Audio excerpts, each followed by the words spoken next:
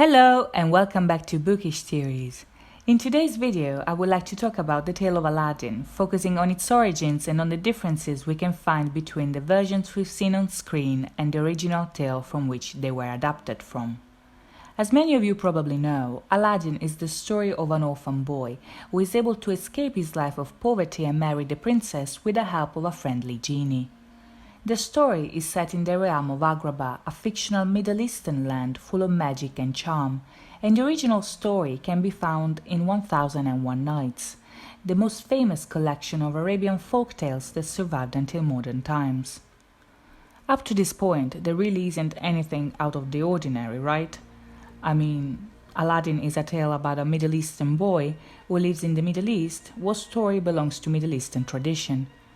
But what if I told you that this is not the case? What if I told you that Aladdin was actually Chinese?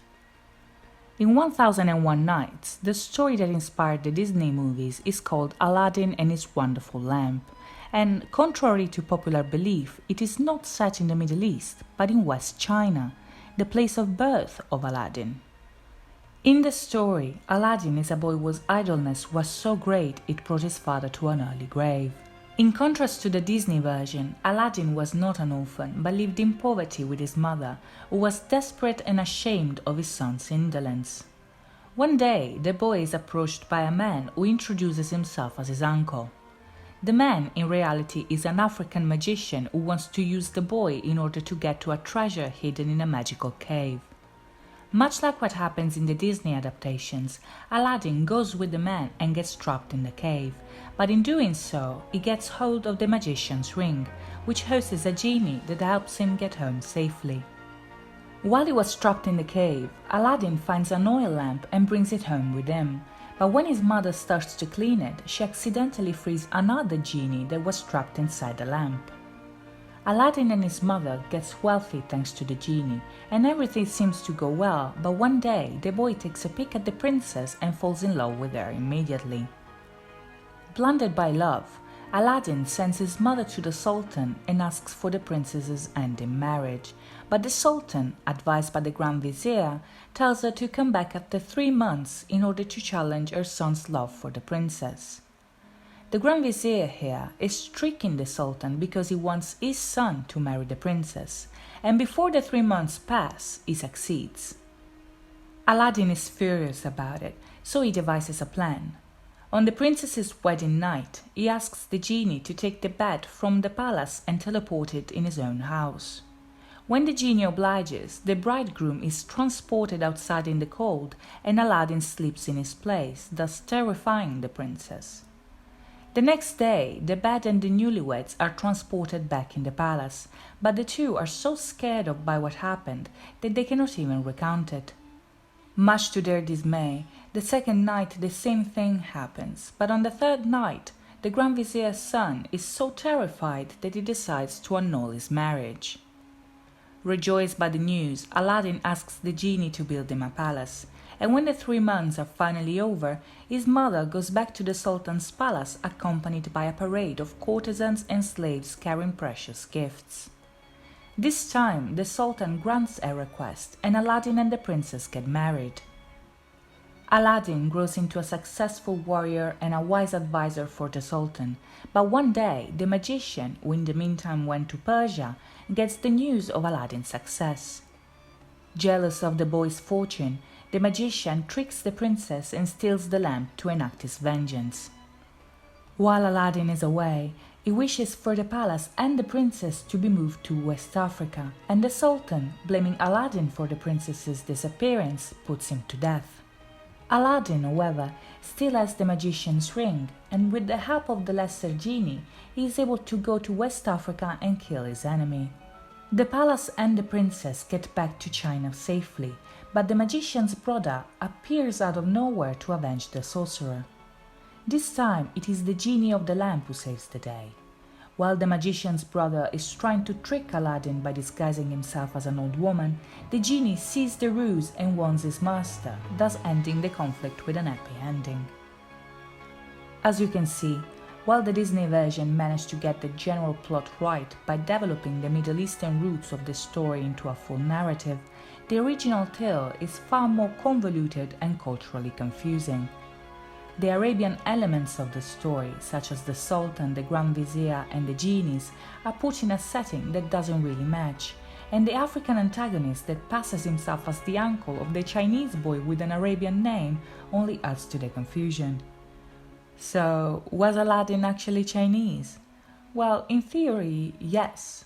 The plot is set in West China and Aladdin is portrayed as a local, but neither the story belongs to Chinese folklore nor sultans and genies in West China. China is a very ancient country whose legacy includes countless tales that helped shape its numerous cultures and traditions.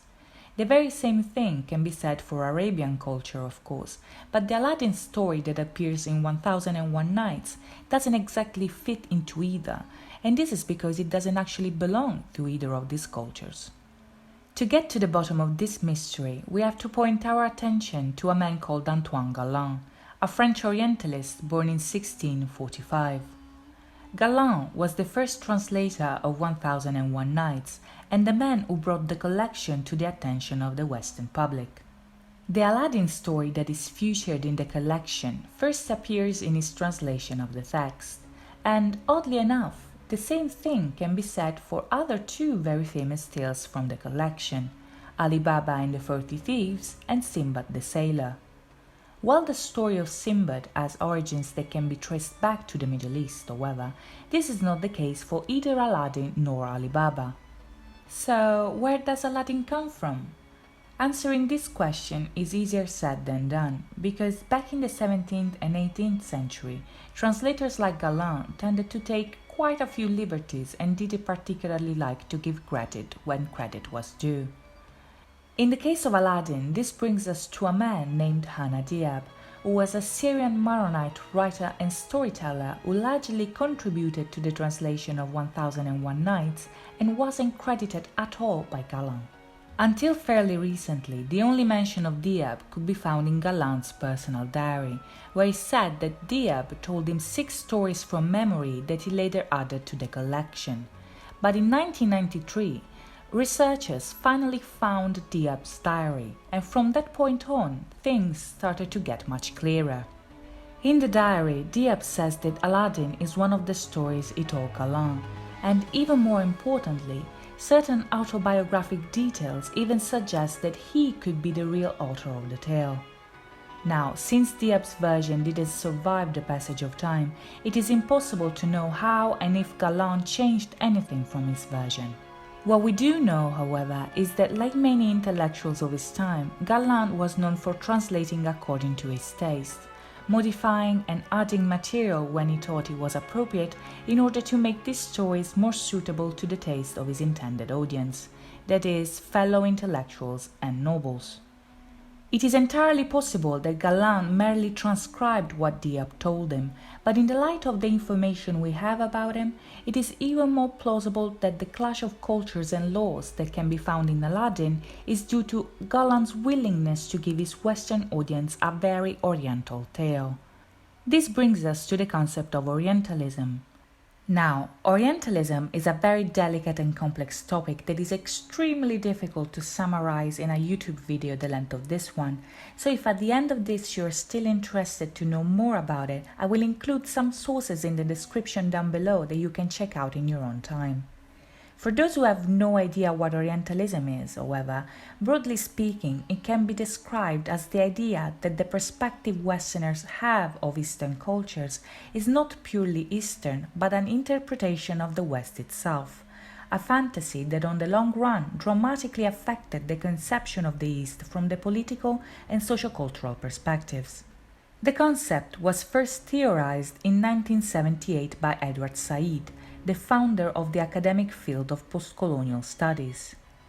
In his book appropriately called Orientalism, Said theorized that Western countries, and specifically Britain and France, invented the idea of the East by romanticizing, demonizing, or blatantly misinterpreting Eastern cultures in order to create a form of otherness the West could identify against. This is not the case anymore, of course, or at least not completely. Modern technology and globalization allow us to get in touch with different cultures much more easily than in the past, So while certain preconceptions or false stereotypes still exist, now if we want to know more about a certain culture we can travel there, check the internet or easily get in touch with people who belong to said cultures.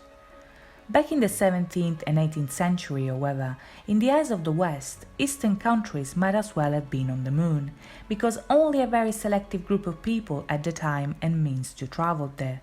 Those who were stuck at home had to trust the stories told by explorers, intellectuals and Orientalists, but the catch is that these stories were often the result of embellishment, misinterpretation or blatant ignorance of the cultures they meant to divulgate.